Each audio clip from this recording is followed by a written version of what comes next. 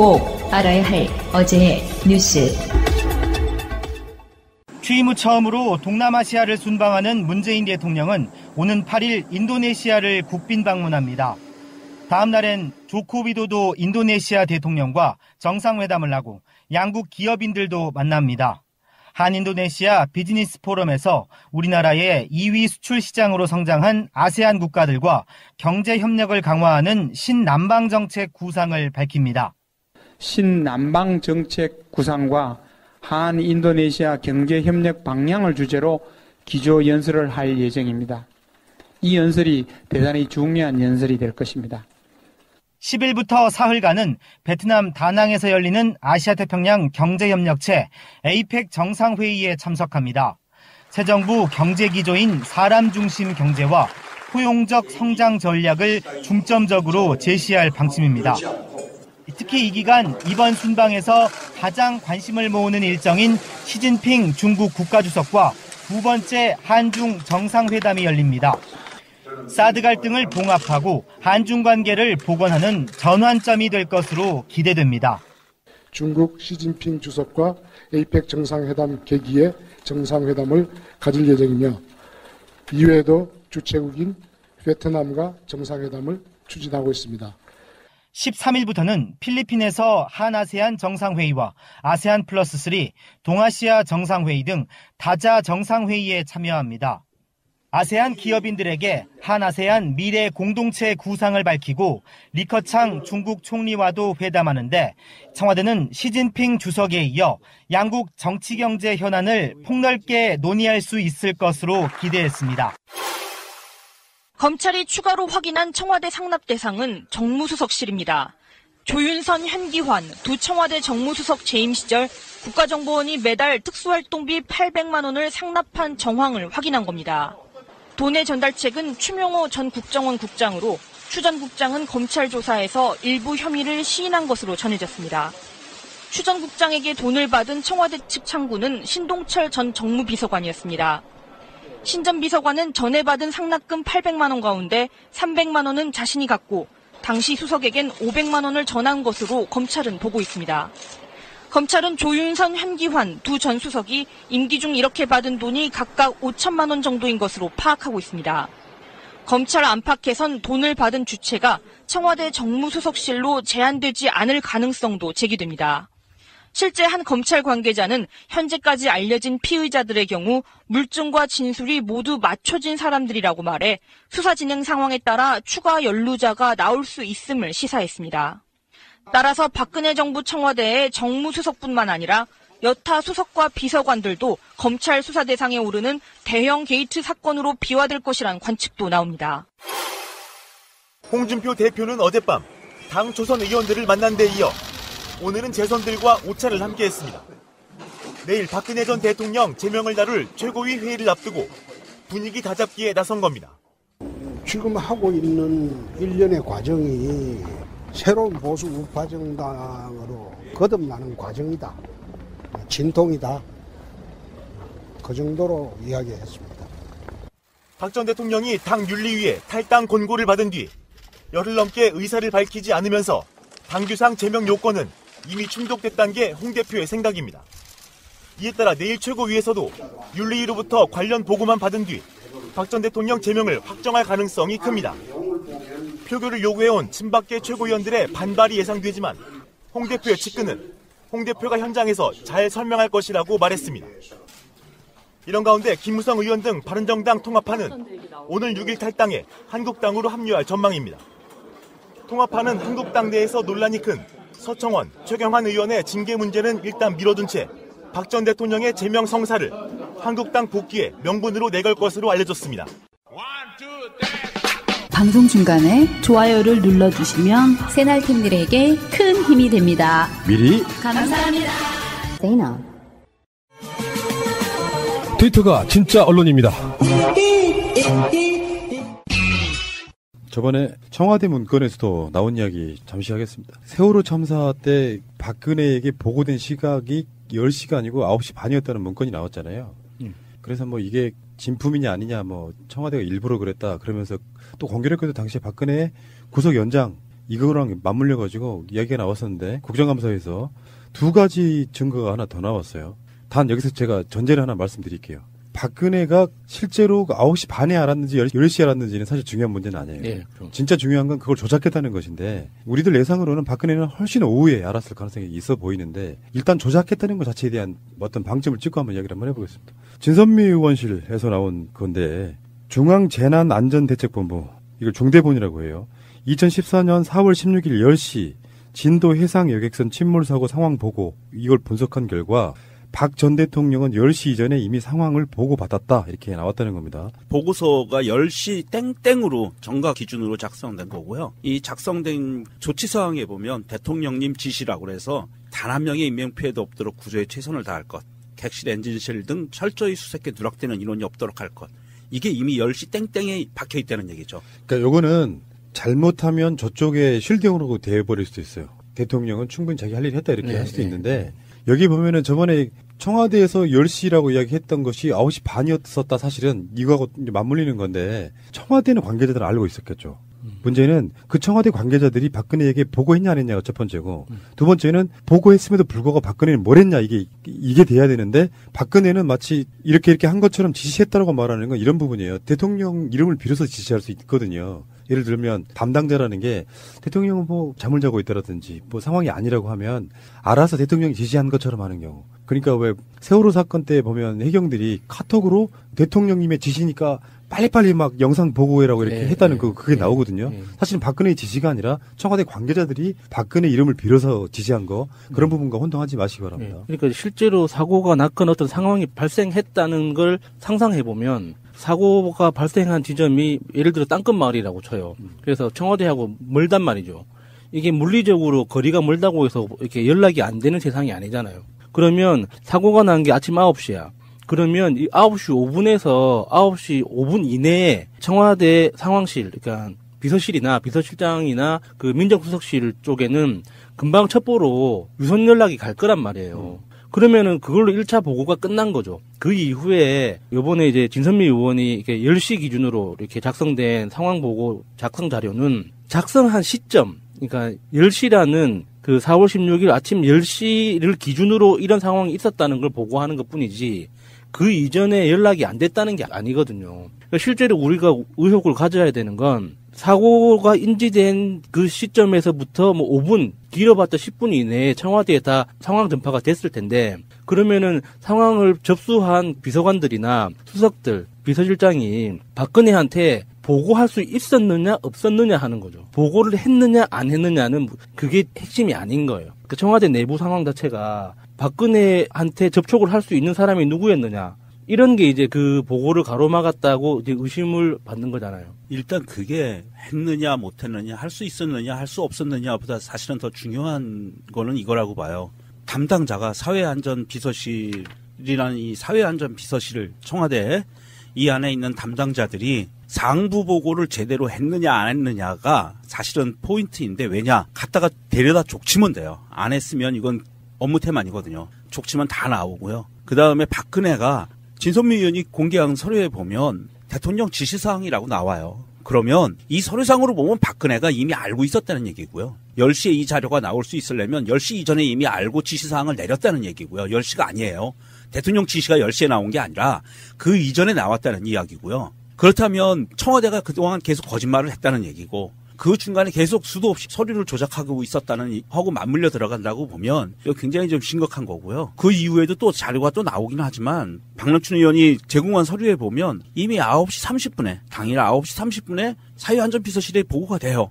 그러면 9시 30분에 모든 재원이 최초 신고가 몇 시에 됐는지, 그다음에 이 배 이름이 뭔지, 기타 등등 총원이 몇 명인지 자세하게 기록이 됩니다. 이 9시 30분에 올려진 서류가 모든 비선이나 국정원 라인이나 모든 걸 다 제외하고 보더라도 공식적인 업무 서류에 의해서 9시 30분에 이미 청와대에 보고가 됐다는 얘기거든요. 그런데 이게 9시 30분에 보고가 되고 10시에 이미 대통령 지시사항이 찍힌 서류가 정각에 나왔고, 그러면 그 이전에 청와대에서 9시 30분에 알았을 거고 보고 시간이 뭐 기타 등등 유선이건 뭐건 간에 보고를 했다면 9시 35분에는 알았을 거고 그게 몰랐다고 하면 그게 진짜 업무 태반이 되는 거예요. 아무것도 안 한 짓인 거죠. 증거가 나온 거죠. 그러니까 아까 말한 것처럼 우리가 박근혜 국정농단 사태에서 봤듯이 박근혜에게 보고가 안 됐을 가능성 또는 박근혜가 보고를 받고도 어떤 것도 안 했을 가능성은 상존하는 거라고 보거든요. 청와대 시스템은 그런 거잖아요. 비서실장 지시니까 승객들 구조에 만전을 기하라 이렇게 할 수 없는 거잖아요. 그러니까 박근혜 이름 빌어다가 박근혜가 지시한 것처럼 이야기했는데 그 후로 박근혜의 첫 지시사항들이 나오다 보니까 골든타임 때 박근혜 당신은 그 보고를 받고 뭐 했어? 이런 거 하다 보니까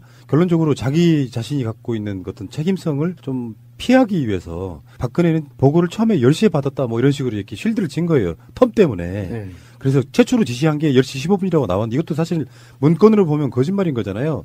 진선미 의원이 지금 발표한 거에는 대통령 지시는 지금 10시에 나왔다 그러는데 청와대에서는 지금 10시 15분이라고 이야기하고 있는 거니까 요거는 다시 한번 말씀드리지만 정확하게 구분을 해야 된다는 거예요. 박근혜가 지시를 실제로 했냐 안 했냐기보다는 박근혜는 아무것도 하지 않았다는 전제하에 청와대 관계자들이 박근혜를만 보호하기 위해서 시간을 맞추다 보니 이렇게 서로 간에 갭이 생겨버린 해경에서 보고한 거나 또는 뭐 그 청와대에서 전파한 거나 이런 모든 자료들이 중대본에서 발표한 거나 이런 것들 자료들이 다 청와대랑 안 맞는 상태. 그렇게 바라보시면 될 것 같습니다. 일베 비슷한 자유한국당 부류 사람들은 박근혜 대통령이 구조에 만전을 기하라고 지시했네 뭐 이렇게 쉴드 칠 가능성이 좀 있어서 계속해서 지금 말씀드리는 거예요. 무엇보다 오후 5시에 박근혜가 처음으로 꺼낸 말이 구명조끼를 입고 있는데 아무도 뭐 찾을 수가 없습니까? 이런 이야기였잖아요. 그러니까 그때 그 말 자체가 상황에 대해서 아무것도 모른다는 걸 전제해야지 나올 수 있는 언어 표현이거든요. 그러니까 그 전까지도 5시 그 전, 그러니까 청와대에서 나와서 그 이동하는 그 차 안에서 보고를 받았음이 분명한데도 불구하고 전체적인 상황을 이해하지 못하고 있었다는 걸 그때 그 발언으로 다 드러나는 거거든요. 언제 정확하게 전체 상황을 인지했는지는 아직도 미스테리한 거죠.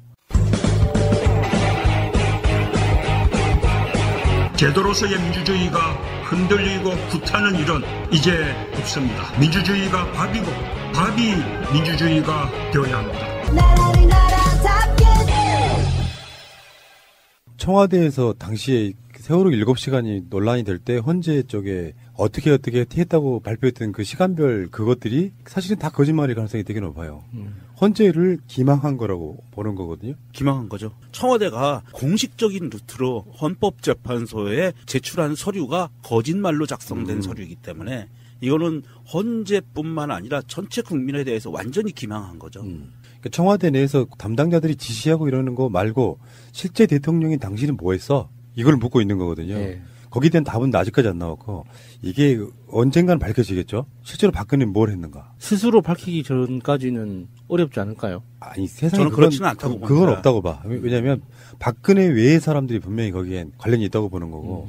근데 이제 말하자면 얼마 전에 11.6 이야기 한 것처럼 수십 년 또는 뭐 십수년이 지난 뒤에 이런 이야기들이 나올 날이 올 거라고 봐요. 실제로 박근혜는 세월호 7시간 동안 뭐 했는지. 제 생각에서는 2019년도 안에는 모든 것이 나올 것 같아요. 왜냐하면 지금 이렇게 정부 관련 문건들이 사실은 걔네들이 청와대 측이 박근혜 측이 철저히 감춘다고 감췄는데 이런 빈틈을 통해서 이런 서류들이 나오거든요.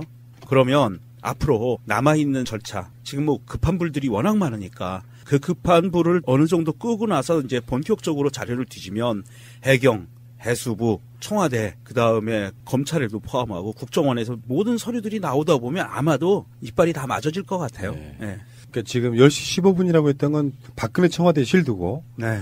중대본에서 나온 서류에는 이미 10시에 지시를 했다고 나오고 이후 앞구도 안 맞는 거예요. 그렇죠. 정말 답답한 사람들인 거지. 근데 진짜 7시간 동안 뭐 했을까? 우리가 벌써 국정농단 때 수도 없이 했던 이야기들을 지금 다시 한번 맞춰봅시다, 여기다가. 방송용이 아닌 것 같아서 차마 말을 못하겠어요. 지상파용은 아니고 팟캐스트용이니까 해요. 아유, 너무 지저분해서 못하겠어요. 시술이 좀 맞는 것 같다는 생각하거든요. 시술 받고, 뭐, 마취 받고. 그렇죠. 프로포폴 뭐 하고. 그러면서 깨어나지 못한 상태로, 그래서 왜 JTBC의 보도를 보면, 그 당시에 이렇게 바늘자국, 뭐 이런 게 이렇게 보였다고 했거든요. 그러니까 시술을 받느라고, 그때가 수요일이었죠?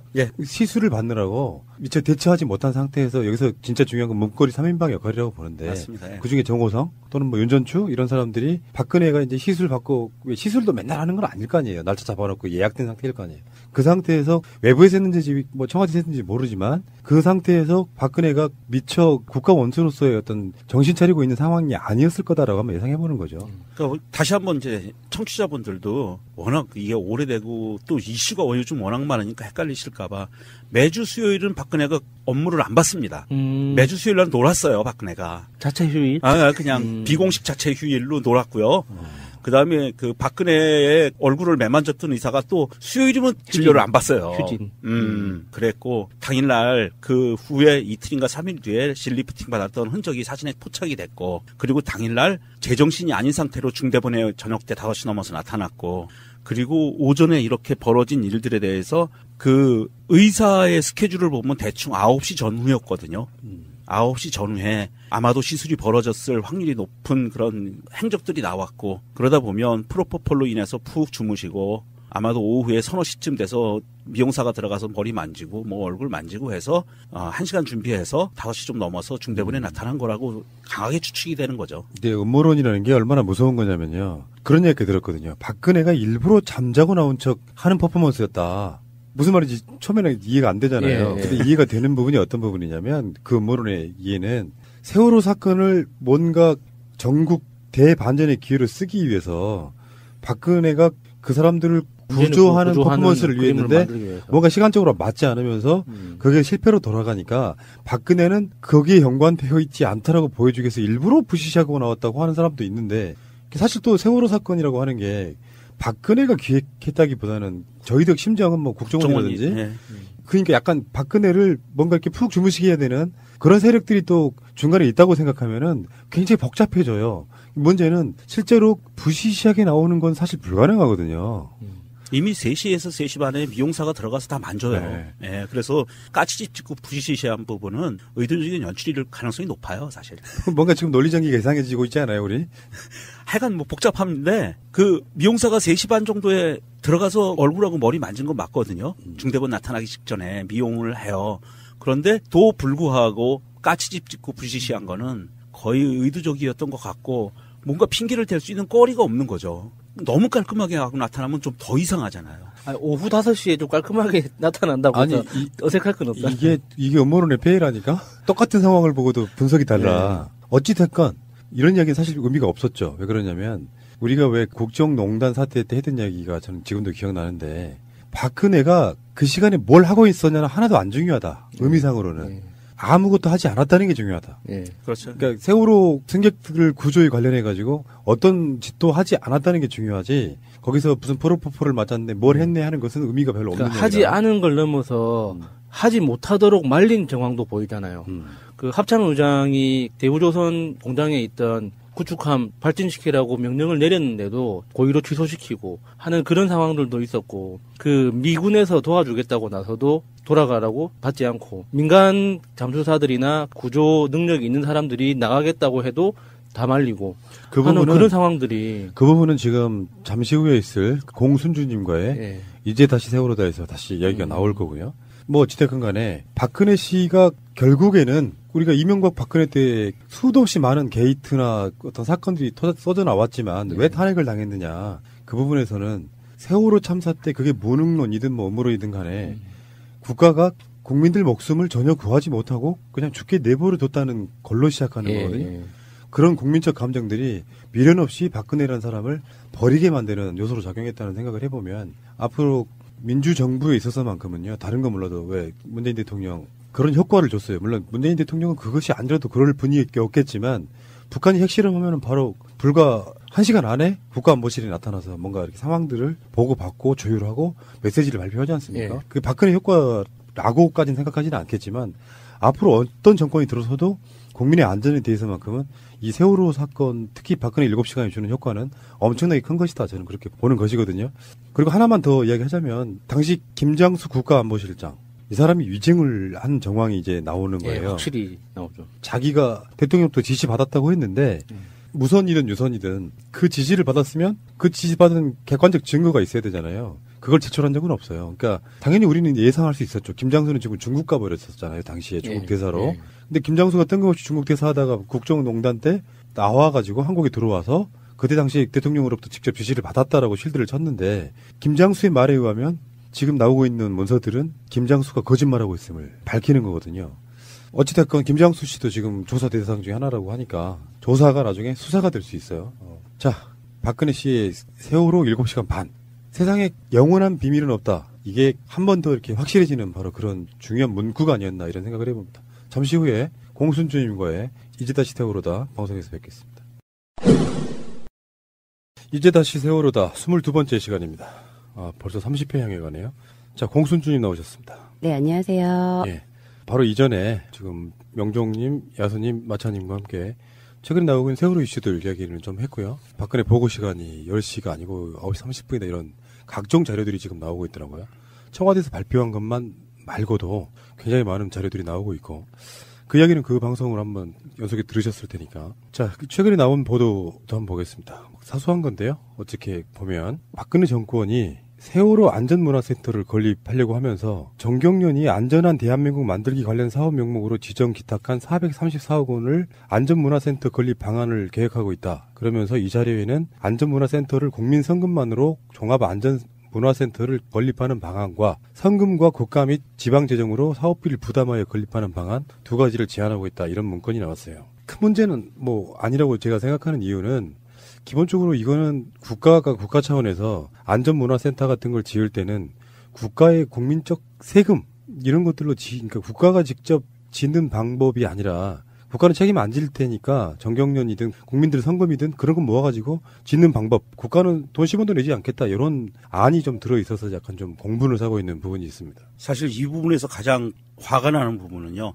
세월호 사고가 있기 전에 정부 계획에 이 안전문화센터를 짓겠다는 그 계획이 있었는데 세월호 사고가 나고 난 다음에는 사회복지 공동모금회를 통한 자금을 모으고 전경련으로부터 자금을 출자를 받아서 세월호 관련 이걸로 정부 원래 계획으로는 정부 자금으로 만들려고 했던 거를 싹 얼굴을 바꿔서 이쪽으로다가 바꾼 거죠. 그렇죠. 그러면서 국민의 돈을 걷어서 이거를 만드는 걸로 계획이 돌아선 겁니다.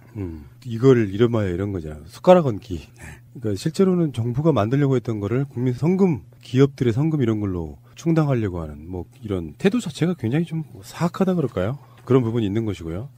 자, 두 번째는 세월호를 지금 진입시킨다고 하죠. 똑바로 세운다고 해요. 지금 5분 정도의 미수습자가 지금 나오지 않고 있는 상황이고 처음에 우리가 이야기했던 것들처럼 건져 올릴 때 세월호를 진입시키는 방식이 사실 맞았거든요. 그렇게 어려운 문제가 아니었다고요. 지금 진입시키려면 어떻게 하냐면은 그 목포 신항에 누워있는 세월호를 다시 그때 레일 있잖아요. 레일에다가 다시 올린 다음에 바다로 나가요. 바다로 나간 상태에서 세월호를 각종 크레인들을 이용해서 세운 다음에 다시 다시 안으로 들어오는 그런 형태거든요.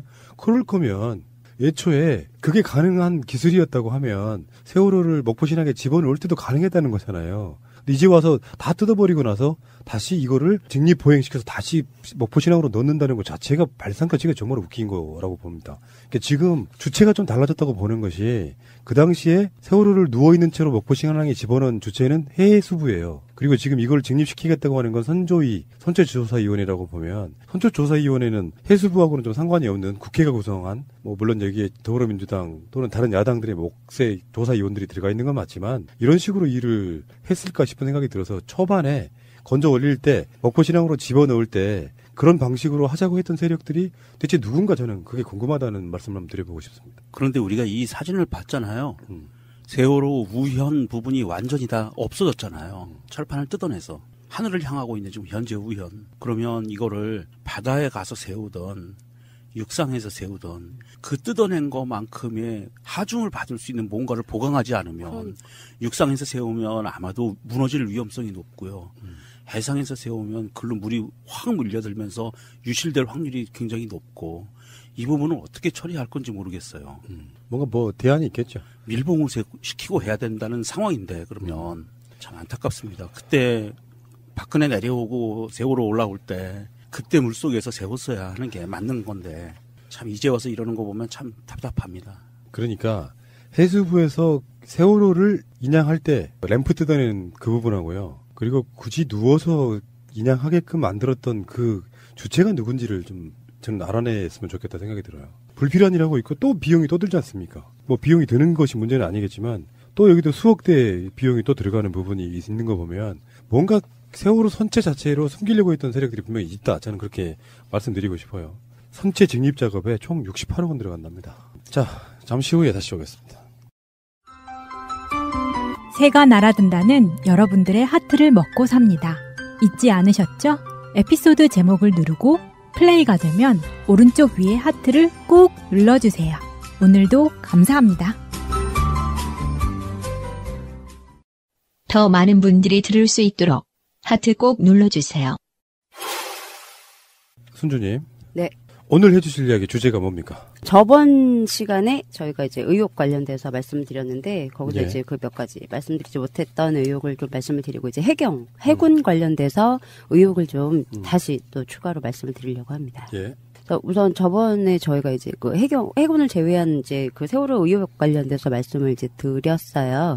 너무 거짓말 같은 사실들에 대해서 이제 제가 말씀을 드렸는데 거기서 이제 그 몇 가지 좀 말씀을 못 드린 게 있어서 좀 추가로 말씀을 드리면 그 해경들이 항상 얘기하는 게 수백 명이 있는지 몰랐다라고 이제 얘기를 하는데 제가 이제 방송에서도 전에도 말씀드렸지만 세월호와 교신했다는 사실을 지금까지 숨기고 있죠.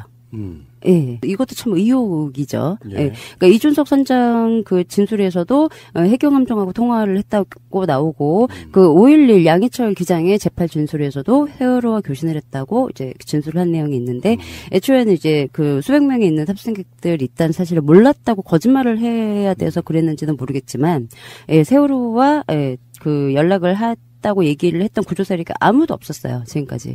근데 이제 시간이 지나면서 증언이 좀 나와서 이걸 왜 숨겼느냐, 이것도 좀 의문이라서 말씀을 드리고, 그리고 또 하나가 우리가 항상 이제 문제를 삼았던, 근데 제가 이제 그 방송을 해서 말씀을 드려서 확인이 됐던 부분이, 진도 VTS 최초 신고 사실을 지금까지 숨기고 있죠.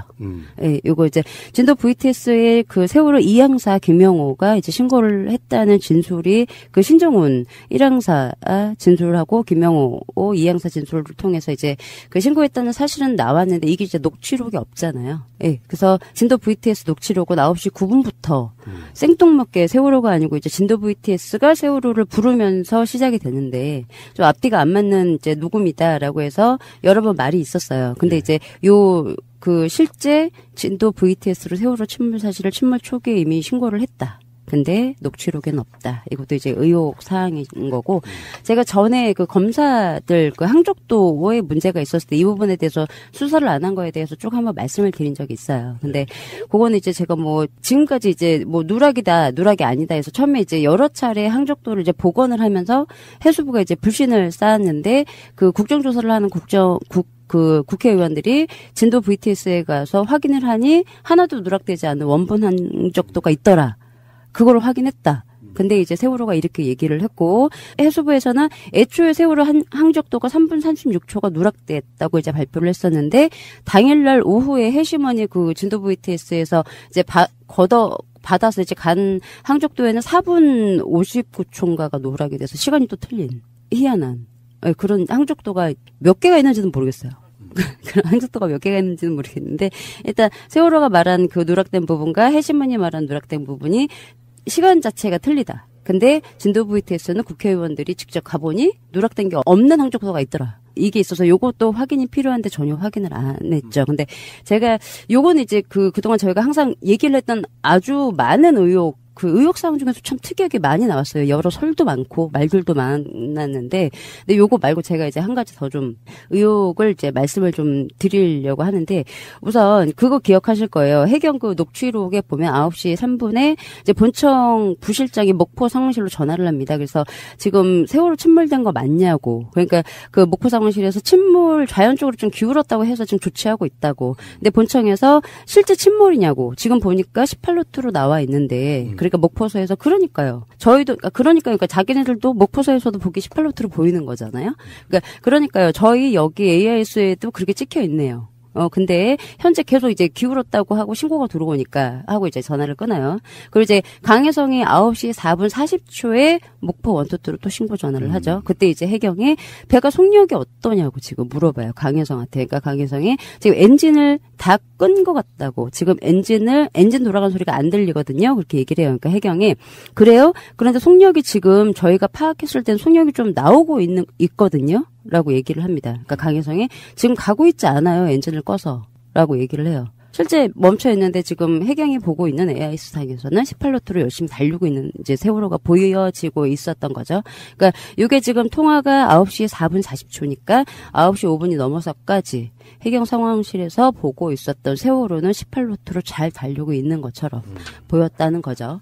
근데 여기서 이제 제가 좀 이제 의혹 사항은 18노트는 이제 여러 차례 이제 말이 나왔어요. 뭐 항적도 누락도 말이 나왔고. 근데 그 목포 해경서에서 일보를 작성을 하는데 이제 그 전에 그 해수부에서 일단 그 요 누락된 부분에 대해서 이유를 댄 게 뭐였냐면 국정조사에서 해수부가 서면 질의로 답변을 한 게 우선 좀 말씀드릴게요. 여기 이제 4월 16일 9시부터 4시까지 목포 관제센터 AIS 원본 데이터를 긴급 복구하였으나 3분 36초가 누락이 된 항적도가 이제 확인이 됐대요.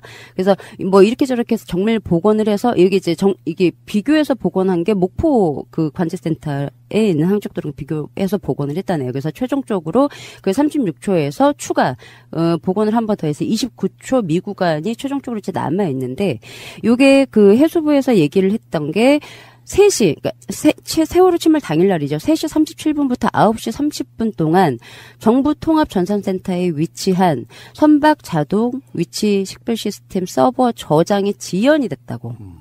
그리고 항적 저장 지연 원인은 시스템의 안정적인 운영을 위해서 4월 1일날 서버 이중화 작업을 실시를 했는데 이 이중화 작업 중에 일부 소프트웨어 설정을 잘못해서 그렇게 다고 얘기를 하죠. 이게 오류인지 고인지는 모르겠지만 일단 오류가 있었대요. 그래서 다만 세월호 사고 당시 실시간 위치는 정상 표출되었으며 AIS 원본 데이터는 지방 VTS 14개소에 정상 저장되어 사고 원인 규명에 활용 중입니다. 라고 답변서를 낸 게 있어요.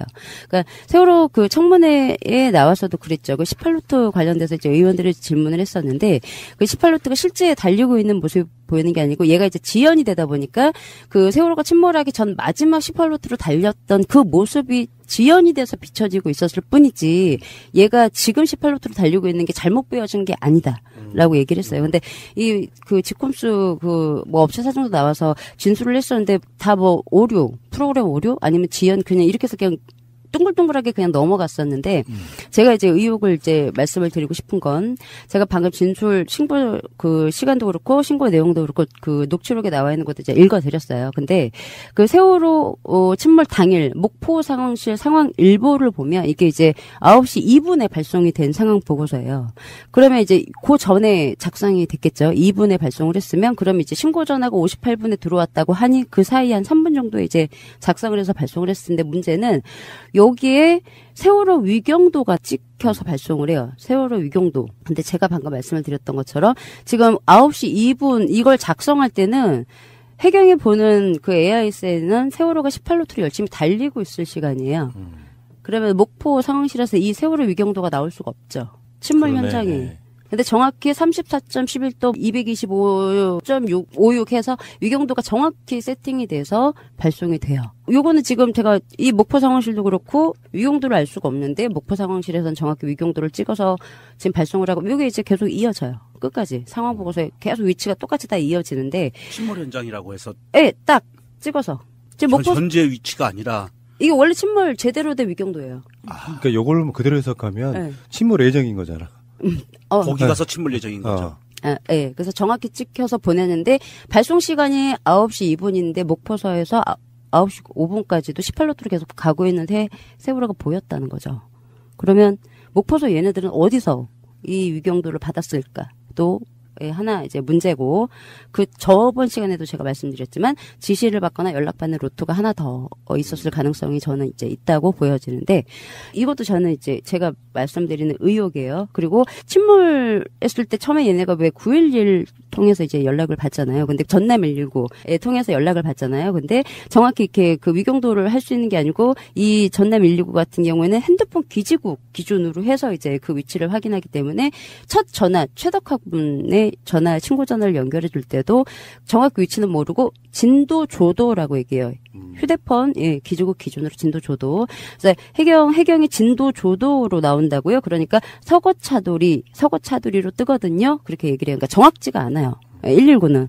근데 얘네들이 이제 정확히 확인할 수가 있었는데 원래 정확히 확인할 수가 있는 상황이었는데 일단 지금 이상하게 가고 있는데도 정확히 딱 신기하게도 위경도를 딱 찍어서 상황 보고서를 이제 발송을 했다는 게 저는 일단 첫째 이해가 안 가고 두 번째는 지연이 됐을 수 있어요. 지연이 됐을 수 있는데 더 이제 의문이 좀 드는 사항이 문제는 세월호 진도 VTS에 그 세월호 AIS는 18로트가 없어요.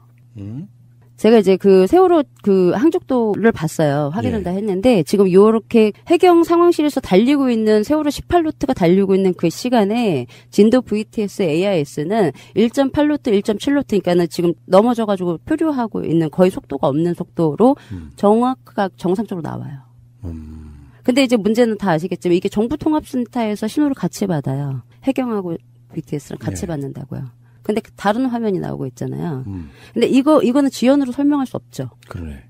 제가 초기에 그 부분에 대해서 목포라든지 이런 우리가 그 18로트로 나온 이상하다고 하는 AIS 화면은 조작된 거를 다른 볼 수밖에. 화면을 쏘고 그렇죠. 어디선가 쏴주고 있다는 얘기가 되는 거죠. 그래서 그 담당자 화면에 계속 잘못된 화면이 띄워질 수밖에 없는 상황 아니냐. 예, 그래야 이제 세월호의 이상을 누구도 확인할 수가 없기 때문에 대응을 할 수가 없죠. 잘 가고 있으니까. 제가 14년도에 그런 의문을 제기했었거든요. 예, 근데 실제 있었어요. 그게 실제. 그래서 제가 진도 VTS AIS를 다 보니까 이 시간에 진도 VTS에 있는 AIS는 1.8로트, 1.7로트로 해서 점점점 줄어들고 있었어요. 근데 해경에서는 18로트로 이제 열심히 달리고 있는 게 실제 보여지고 있었어요. 이건 지연 현상이라고 설명할 수 없죠. 그리고 정부통합센터에서 지연이 돼서 신호가 지연이 나갔다고 하면 똑같이 18로트가 보여져야 돼요. 근데 진도 VTS AIS는 원래 속도로, 해경은 18로트로. 이거는 이런 일이 여러 가지가 있으니까 진상규명 해달라고 하는 거잖아요. 네네. 그렇죠. 침몰 예정이었다고 느껴지잖아요. 네, 그래서 참 목포서가 이 경위도를 알 수가 없는데 이걸 어떻게 딱 찍어서 보낼 수 있었는지 저는 참 이게 좀 궁금해서 두 가지 그래서 제가 좀 너무 이상하다 해서 이제 의혹으로 말씀을 드리는 거고. 네, 해군에 대해서 좀 말씀을 드릴게요. 우선 제가 보내드린 음성을 좀 듣고 설명을 드리겠습니다. 네, 잠시만요. 증인은 해군의 함정이 세월호 침몰 당일인 4월 16일 오전 8시 58분께 세월호 침몰 현장에 출동해서 이미 도착해 있었던 사실을 그 해군 작전사령부 훈련 참모처장으로서 알고 계시죠? 네, 알고 있습니다. 감사합니다. 증인은 해군의 함정이 세월호 침몰 당일인 4월 16일 오전 8시 58분께 세월호 침몰 현장에 출동해서 이미 도착해 있었던 사실을 그 해군 작전사령부 훈련 참모처장으로서 알고 계시죠? 네, 알고 있습니다. 감사합니다. 이 음성 파일이 갖는 의미 뭐예요? 재판 증언 내용입니다. 여기 이제 2015년도 3월 19일 그때 한참 그 잠수함 충돌설을 이제 얘기해서 해군에서 이제 명예훼손이다 해가지고 이제 고발을 해서 재판 진행 과정에서 해군 그 작전사령부 그러니까 2014년도 12월 17일까지 그러니까 세월호 침몰 한 이후까지 해군 작전사령부 연수훈련처장 직책을 수행을 했고 현재는 잠수함 사령부에서 잠수함 전대장을 하고 있는 조동진 씨의 증언. 네네. 그 부분이 이제 있어서 캡처를 해왔는데 이거는 다 아시겠지만 해군이 지금 어떤 자료도 오픈을 안 하고 있죠. 그래서 그 해군 함정 진짜 왔었는지 확인을 할 수가 없어요. 저희는 지금 근거를 확인할 수가 없는데 실제 이런 증언이 있어서 이 부분은 다 아시겠지만 8시 58분이면 그 전남 119가 고 최덕화군의 전화를 해경으로 연결해줘서 통화를 끊은 시간이죠. 그래서 최초 신고 접수가 됐던 시간이잖아요. 네, 맞아요. 그래서 이 시간에 해군 함정이 와 있었다라고 증언이 있었다는 사실. 이거 시간이 이런 일이 있을 수 있어요? 네. 그래서 이 비슷한 게 하나가 더 있습니다. 그래서 말씀을 드릴 건데 그래서 이제 해군의 자료가 정말 이제 오픈이 돼서 국가 안위 때문에 오픈을 못 한다고 얘기를 하더라고요. 그러니까 지금 이제 가족분들께서 이제 광주 지원을 통해서 증거를 이렇게 없애지 못하도록은 이제 신청을 해놓기는 하셨는데 이게 2급 비밀이라고. 예, 근데 자료를 찾아보니까 보통 이제 이런 걸 확인하려면 검사, 이제 1차적으로 이제 박근혜 정부에서 검사 수사가 있었잖아요. 세월호 관련돼서. 근데 그 검사들은 이제 요청을 안 했다는 거죠. 해군한테. 이제 물어보니까 요청 없었다고 해군이. 그리고 이제 가족분들만 광주지원에 요걸 이제 신청을 해가지고 지금 현재 그 삭제는 못하도록 막아놓긴 하셨는데 아직 오픈이 안 된. 그래서 국가안보, 그 당시에 국가안보가 솔직히 뭐가 있었는지 모르겠어요.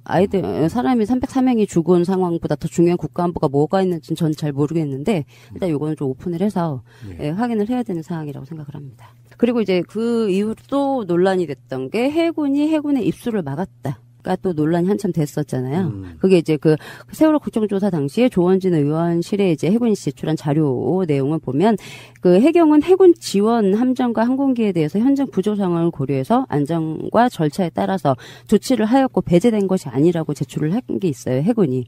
근데 4월 30일에 이제 국방위원회에서 진성준 의원이 해군으로부터 자료를 받고 나서 이제 논란이 크게 됐었죠.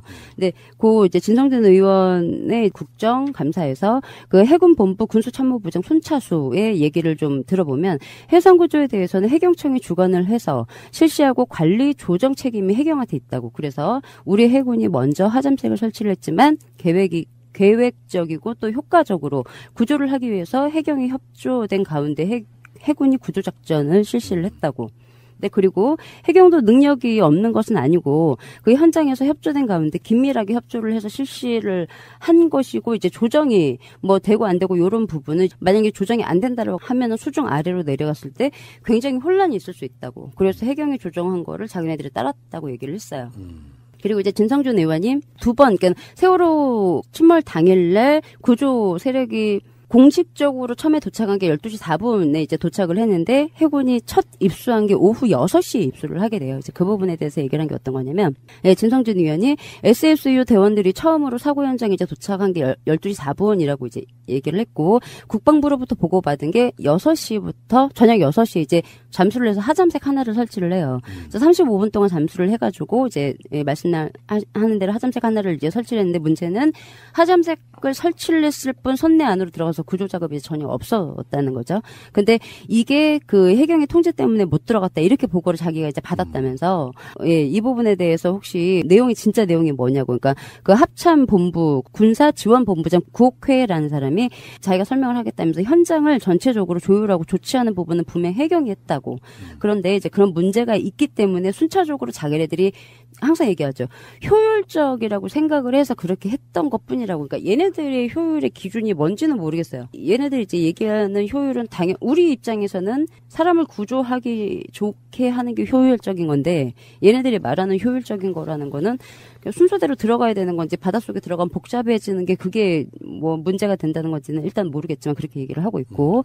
그래서 진성준 의원이 해경이 계속 그 작업을 하면서 실패를 했기 때문에 해군도 안 들어간 거냐고 물어봐요. 그러니까 해경이 들어가봤자 소용없다고 해서 니네도 안 들어간 거니? 그렇게 물어봐요. 그러니까 구옥회라는 사람이 해군도 역시 하잠색을 설치하는 과정에서 몇 번 실패를 이제 거친다고. 그래서 그 이유 강한 조류 때문에 그 작업을 계속 할 수 없었고 하잠색을 설치해야 동시에 많은 잠수사들이 이제 들어갈 수가 있었는데 어느 누구 하나 바다를 아는 이런 사람들은 다 이해를 할 거라고. 그 상황에서는 한꺼번에 훅 들어갈 수 있는 상황이 아니었다고. 바다 상태가 안 좋아서.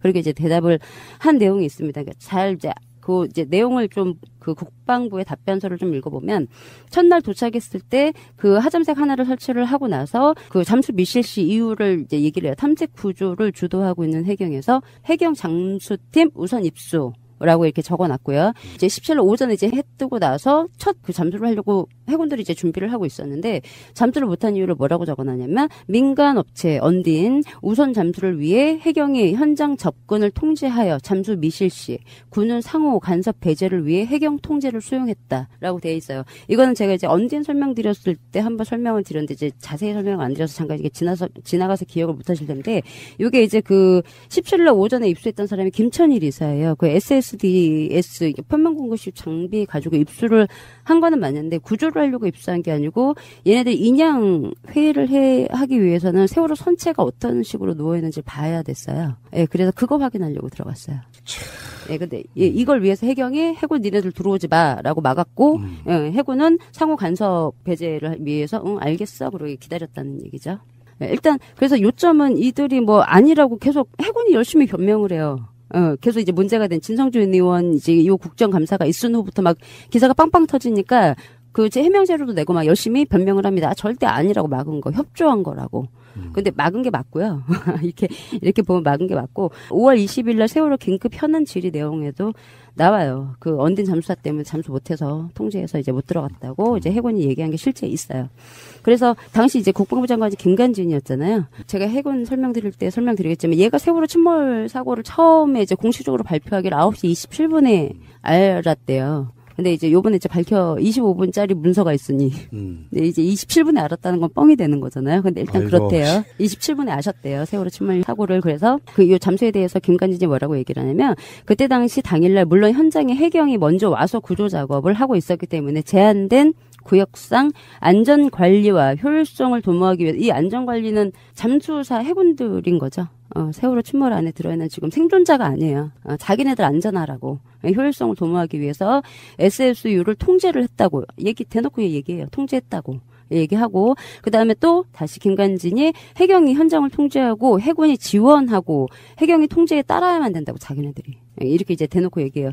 근데 이거는 뭐 제가 전에 언딘 말씀드렸을 때도 이제 말씀을 드렸지만 해군이 이제 어떻게 그 입수를 해서 3층 난간 출입구 난간 쪽에 이제 첫 그 가이드라인을 설치하는 게 어떻게 설치를 했는지 부분에 대해서 해군 작전 그 사령부 해남 구조대장 장진홍의 얘기가 그 좌현보다 우현이 팽팽하게 경사진 부분이 있어서 그 부분을 타고 내려가면 해수 유입에 잠수사가 빨려 들어가지 않을 거라고 판단을 해서 선체에 내려줘서 벽에 딱 붙어서 내려가서 겨우 하잠색을 연결하기 위해서 내려갔는데 선체 진입구까지 이게 3층입니다. 난간. 선체 진입구까지는 들어가지 못했습니다. 그래서 선체 진입 전 난간에 하잠색 하나를 1차 연결하고 이제 팀이 올라왔다고. 여기 이제 이제 내용을 보면 얘기를 하죠. 지금 해수 유입이 되고 있다고. 에어포켓이 열심히 지금 빠지고 있어요. 이걸 지금 얘도 봤다는 얘기죠. 해군 얘도. 근데 이 해수 유입 때문에 해군 애들이 배 안으로 빨려 들어갈까봐 좌연이 있고 우연이 있었는데 좌연으로는 빨려 들어갈까봐 해수 유입이 안 되는 곳으로 내려갔다는 얘기예요. 근데 제가 전에 언딘 설명드렸을 때 사진 보여드렸어요. 혹시 뭐 기억을 하시려나 모르겠지만 그 뒤집어져 있는 세월호 선수 옆에 공기통 같은 거 없이 그냥 그 슈트만 입고 서 있는 잠수사 사진을 한번 제가 보내드린 적이 있거든요. 다시 한번 좀 설명드리겠습니다. 지만 모르시는 분들은 저기 멀리서 해군이 그 하점색 줄을 잡고 열심히 강줄을 막 헤쳐서 수영을 해서 힘들게 잠수를 해서 이렇게 싹 3층에 연결했다고 생각을 하세요. 아니에요. 그게 세월호 선수가 떠 있었잖아요. 그러니까 세월호 몸 타고 찍찍찍찍 내려간 거예요. 찍찍찍찍 내려갔다고요. 근데 6시가 돼서야 하점색을 하나를 설치를 해요. 산청 난간에. 그리고 하나를 설치를 했다 그러면 그게 문만 열면 선내로 들어가는 거잖아요. 선내로는 못 들어갔다는 거죠. 그러니까 이게 지금 세월호의 좌현에서는 해수가 유입이 되고 있었고 그쵸. 좌현으로 해수가 유입이 됐으면 상식적으로 갑판 쪽이거나 객실이거나 우연으로 에어포켓 맞아요. 공기가 빠져나가고 있었다는 얘기잖아요. 예, 맞아요. 근데 글로 들어가면 내가 위험하니까 글로 안 들어갔다는 얘기죠. 해군이. 그렇죠. 그건 맞죠. 위험하죠. 에어포켓이 계속 빠지고 있다는 걸 보고 있었다는 거죠. 예. 해군도 이렇게 얘기를 해서 김석균 청장도 얘기를 해요. 당일날 어디까지 수중으로 입수를 해봤냐고 해경이. 그러니까 25m까지 내려갔대요. 그러니까 수심이 47m잖아요. 25m면 제가 보기에는 3층, 4층까지 내려간 거예요. 5층 객실까지 내려갔네요. 깊이가. 안 들어간 거죠. 그 사람들의 그런 그 국회나 이런 데서의 답변이나 보고가 사실일 가능성도 있지만 가짜일 가능성도 꽤 많이 있잖아요. 근데 왜냐하면 제가 이건 진짜겠다라고 생각하는 기준이 하나가 있어요. 얘네들한테 얘기했을 때 불리한데 얘기해. 바보가 아닌데 이 얘기하면 너네한테 불리하잖아. 근데 아무렇지도 않게 얘기해. 저는 그거를 좀 생각을 하거든요. 진짜일 가능성이 없다? 네. 해수 유입되는 거 지네가 눈으로 방금 얘기했잖아요. 빤히 보면서 이쪽은 위험하니까 이쪽으로 내려갔다는 거잖아요. 그것도 이제 멀리서 간 게 아니고 선체 찍찍찍찍찍 타고 내려가서 하나 설치했다. 그게 다예요. 예, 근데 이렇게 얘기를 한 게 있어서 이제 말씀을 드린 거고 해경이 입수를 막은 게 맞는데 제가 하나 더 의혹은 여러 차례 저희가 이제 항상 얘기를 했지만 정말 안으로 진입을 할 수가 없었냐. 그래서 이걸 보면서 제가 전에도 한번 느낀 적이 있었는데요. 그러면 우리는 바다에서 빠졌을 때 해군하태 구조가 되려면 일단 시야가 맑은 바다여야 돼요. 해수 뭐 유속도 거의 없는 바다여야 돼요. 그리고 가능하다면 배 안으로 빠져나와서 물 위로 떨어져 있으면 참 유리해요. 아니면 죽을 수밖에 없으니까 기대하지 말아야 되나? 라는 생각을 잠깐 했어요. 또 하나 이제 이런 부분이 있어서 말씀을 드렸고, 해경이 막은 게 맞다. 예, 확인이 돼서 좀 말씀을 드리는 거고, 또 하나가 또 의문점이 해군 SSU가 출동을 받았을 때 처음에 전남 119가 그 삼함대에도 연락을 해요. 그게 얘네들이 이제 그 공개적으로 하는 거면 9시 3분. 네, 이제 연락을 받았는데 해군 SSU가 출동 지시를 받은 게 9시 44분. 그리고 헬기를 탄 게 10시 51분. 그리고 세월호 침몰 현장에 도착한 게 12시 4분. 그게 최초 이게 이제 도착한 이제 사람들인데, 문제는 얘네들이 처음에 출동할 때 받았던 지시라는 거예요. 어떤 지시를 받냐면, 세월호 국정조사에서 해군 작전 그 사령부 장진홍이라는 사람이 얘기를 하기를, 저희들이 최초 상황을 접하고 출동 지시를 받았을 때는 현재 상황이 여객선이 침수 중이며 승객 다수가 선체 밖을 탈출해서 해상 인명 구조가 최우선이라는 지시를 받고 해상 인명 구조를 신속히 할 수 있는 항공 구조사를 투입하여 현장에서 해상에서 승객을 구조하여 인근에 있는 어선, 그다음 함정, 해경정 등의 빠른 시일 내에 구조하라는 지시를 받았다. 이거 없네요. 그런 지시를 받았다고 하면 SSU는 잠수 장비를 갖고 갈 이유가 없거든요. 그래서 이제 몸만 가게 홀가분하게 갔어요. 실제 몸만 홀가분하게 실제 갔는데, 이 지시를 누군가가 했다는 거잖아요. 그렇죠. SSU, 그러니까 처음에 첫 출동 지시가 44분이에요. 44분이면 해상에 빠져 있는 사람 당연히 없어요. 예, 당연히 없을 때란 말이에요. 근데 요 지시를 했을 때 사람들이 다 물 밖에 빠져 있으니 니네는 빨리 가서 건져서 배 위로 옮겨라라는 지시를 받고 갔다는 거잖아요. 그래서 실제 얘네들은 공기통 없이 슈트만 입고 가요. 정말. 전혀 인명 구조할 생각 없었고 골든타임 이런 거 전혀 안 했다는 거네. 예. 근데 저는 이 지시를 누가 했는지 그게 궁금해요. 그게 문제잖아요. 방송이 지금 계속 되고 있으면 네. 일관되게 향한 어떤 방향은 네. 사람을 구하러 간 사람들은 없었어요. 맞아요. 뱃속에 들어가 있는 사람들은 그냥 죽었어야 되는 거예요. 예. 그래서 구조하란 명령도 없었고 사실은. 맞아요. 그래서 이거 지시자 꼭 확인해야 돼요. 이건 알 수 있어요. 누가 지시했는지. 왜냐하면 군대에서 지시를 한 그렇죠. 거기 때문에 누가 지시했는지 알아요. 44분에 이런 말도 안 되는 지시를 했던 사람이 누군지를 반드시 확인을 해야 되고, 그래서 장비 없이 12시 4분에 가서 실제 입수를 이제 사람들이 있는 채로 이제 침몰이 된 이후에 도착을 한 거잖아요. 그래서 입수를 하지 못하고 다시 그 진해에 있는 해군에서 장비를 헬기에 다시 실어보내요. 그래서 3시에 도착해요, 장비가. 근데 방금 얘기했던 것처럼 해군이 입수를 막아서 6시에 처음 들어가죠. 실제 이렇게 됐어요. 그래서 이 지시를 누가 했나? 사람들이 왜 누가 밖으로 다 탈출을 했다고 얘기를 하나? 이거 방송에도 나왔던 얘기예요.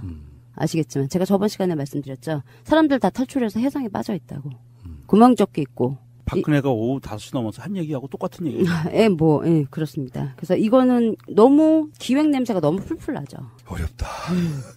근데 세상에 비밀은 없다. 여러 가지 서류나 이런 증거 자료들로 나와요. 네. 다시 말씀드립니다. 이건 재수사 해야 됩니다. 국회 차원에서는 제2기 특조위 빨리 해서 수사권까지 다 갖고 저는 해야 된다고 봐요. 네, 그래서 일단 그렇습니다. 그래서 이렇게 이제 말씀을 드리는 사항이 있었고, 그 다음에 우리가 문제였던 게, 제가 아까 그 음성 파일 들려드린 거와 똑같은 내용인데, 이건 이제 음성 파일은 없어요. 근데 이거 이제 프로그램을 봐야 알 수 있는 거고, 해군이 이제 국회에 제출한 자료를 보고 이제 국회의원이 얘기를 한 거니까 그대로 좀 읽어드리면, 2014년 6월 30일 날 세월호 침몰 그 국정조사, 국방부 국정조사 할 때 나온 얘기예요. 경대소 의원이 사고 당일 9시 38분, 공군 항공구조대 2명이 헬기로 사고 현장에 도착을 했는데, 그 헬기 안에서 유관 수색만 실시했지 실제 구조 작업에 참여를 못했다. 그런데 이 공군 구조대는 원래 수중 탐색 구조 훈련을 받은 54명의 최정예 구조사들로 구성이 되어 있고, 구조 헬기도 23대,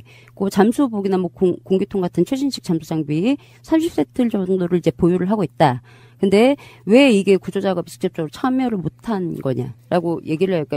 이 부분에 대해서 답변은 그 횡설수설을 하고 말기 때문에 답변은 굳이 읽어드릴 필요는 없을 것 같고요. 제가 방금 말씀드렸던 것처럼 9시 38분에 항공구조대, 이게 이제 정식적인 이제 그 명칭은 제6 탐색 구조 비행 전대예요. 그러니까 이 사람들이 누구냐면 보통 뭐 빨간 베레라고 얘기도 하기도 하는데 항공 조종사들 적진에서 떨어지는 구출하는 픽업하는 팀이에요. 예. 네, 픽업하는 팀인데 이게 SSU나 UDT보다 훈련이 더 빡신 대한민국의 최고의 특수부대 맞아요. 제일 강한 부대 중에 탑이에요. 뭐 SSU, UDT보다 제일 훈련도 더 강도도 세고 그다음에 그 구조가 주 목적인 부대이기 때문에 장비도 모두 가지고 있고 구조 헬기도 가지고 있고 물론 능력도 있죠. 근데 38분에 이 사람들이 지금 2명이 헬기를 타고 도착을 했다라고 하면 배에 그냥 해서 물론 전원 구조가 다 가능했어요. 근데 이제 그 경대수 의원이 얘기했던 것처럼 구조에 참여를 못했죠. 예, 수중 그 탐색만 그러면 이렇게 헬기 타고 돌았다는 얘기잖아요. 저 멀리를 돌았다는 얘기고